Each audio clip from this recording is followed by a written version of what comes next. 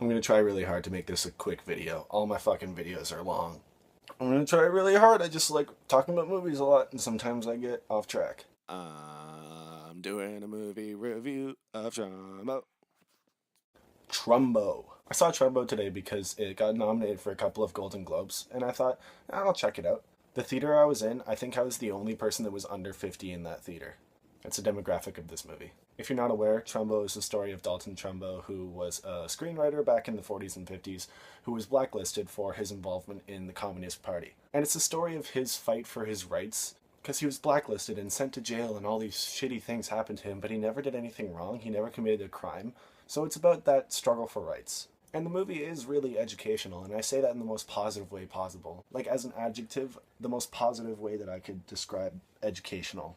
It honestly was a pleasure to just sit there and kind of learn about this. It's a really interesting story. I'm going to level with you. I'm going to be honest. I wasn't excited to see it, honestly. I saw it because it got the nominations and because I didn't really have anything else to do today. But off of the trailer and everything else surrounding the movie, like the look of the movie, I wasn't really excited to see it. I wasn't excited because I was scared that it was going to be like caricature-y. I was scared that like throughout the whole movie, Bryan Cranston was just going to act like with all of his face muscles. I was scared that he was going to sit there like this. I can fight for my rights. And don't get me wrong, he does do that a lot of the time. But I didn't end up feeling negatively about his performance at all. I thought Bryan Cranston was pretty good in the movie. I think he's probably worthy of an Oscar nomination.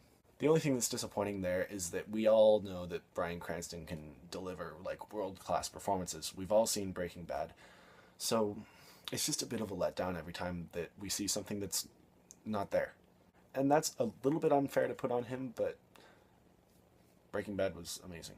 Speaking of Breaking Bad, there's a scene in the movie where Louis C.K.'s character stops and has a coughing fit and describes to Bryan Cranston how he has lung cancer. That was so opportune that I honestly thought that there might have been a little bit of a fourth wall break or a meta thing that happened. Thankfully it didn't, because that would have like ruined the whole moment. But my little fan fiction inside my head took place there. Another fan fiction that I had was that John Goodman's character is Walter from The Big Lebowski, but sent back in time because he has the same temper and the same like inappropriate attitude. He just doesn't mention Vietnam in this movie because it hasn't happened yet. That's my theory.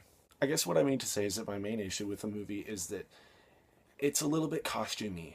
And what I mean by that is that the drama is there and it's interesting, but I feel like a lot of the movie is like, look at me, I'm wearing an interesting hat. Oh, I am talking like a high-class American actor of the 50s. I am in the 50s.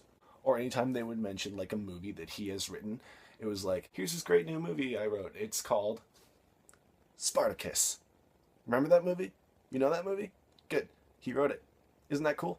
I don't mean to be vulgar, but it kind of feels like it's up its own ass. That's a little bit ironic because my next point is that there wasn't that much profanity in the movie. There's probably around 20 or 30 F-bombs in the movie. But I gotta say that I found the profanity to be a little bit much. I don't know why, it just felt out of place and it didn't feel like it delivered any purpose. I don't have any issues with profanity in movies, but I like it when profanity is used to amplify a situation.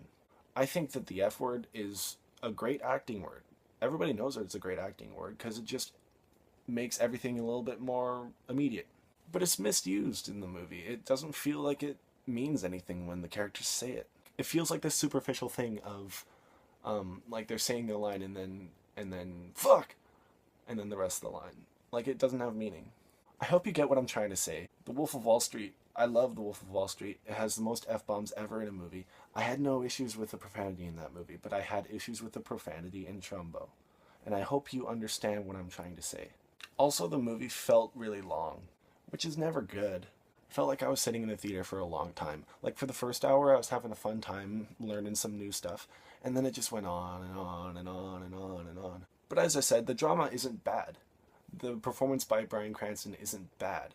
The education of the movie isn't bad, and this is an extra thing. The actors who played well-known actors, like Kirk Douglas and John Wayne, they did a good job of not feeling like impersonators. I guess how I would classify Trumbo is that it's good. It's overall good. There's nothing exceptional about it. A lot of it is just good. Trumbo, 6 out of 10.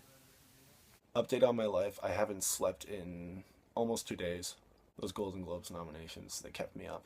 Also, I'm going to see Carol tomorrow, so stay tuned for that. Like and subscribe and have a wonderful day.